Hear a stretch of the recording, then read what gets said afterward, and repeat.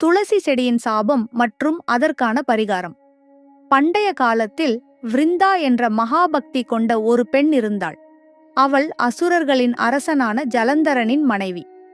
ஜலந்தரன் மிகவும் சக்தி வாய்ந்தவன். அவனது சக்திக்கு முக்கியமான காரணம் விருந்தாவின் பத்தியம் மற்றும் விஷ்ணுவுக்கான பக்தி. விருந்தா தனது மனசிலும் உடலிலும் எண்ணத்திலும் விசுவாசமாய் இருந்ததால் ஜலந்தரனை யாராலும் தோற்கடிக்க முடியவில்லை. தேவர்கள் பயந்து அந்த அசுரராசனை தோற்கடிக்க வேண்டி விஷ்ணுவிடம் சரணடைந்தனர். விஷ்ணு உலகத்தின் சமநிலையை நிலைநாட்ட வேண்டிய கட்டாயத்தால் ஒரு யுத்த தந்திரம் செய்தார்.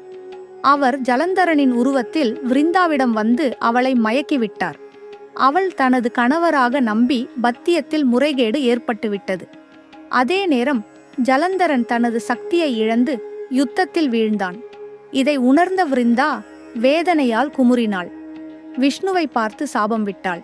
நீயும் என் போல் உன் அன்பு மனைவியை இழந்துவிட்டு பாறையாக மாறுவாய். விஷ்ணு அந்த சாபத்தை ஏற்றுக்கொண்டார். அவர் சாலிகிராமம் எனும் புனிதமான பாறையாக மாறினார். ஆனால் விருந்தாவின் உண்மையான பக்தியை பாராட்டி விஷ்ணு ஒரு வரம் அளித்தார். நீ இனிமேல் துளசி செடியாக பிறப்பாயாக. உலகம் முழுவதும் என் பூஜை எந்த ஒரு துளசி இலை இல்லாமல் முழுமையடையாது. அப்போது முதல் துளசி ஒரு புனித செடியாய் ஒவ்வொரு வீடுகளிலும் வளம் மற்றும் பக்தியின் அடையாளமாக வாழ்கின்றாள்.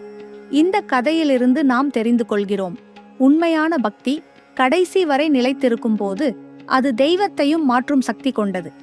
ஒரு சாபமும் ஒரு புனித வரமாக மாறும்.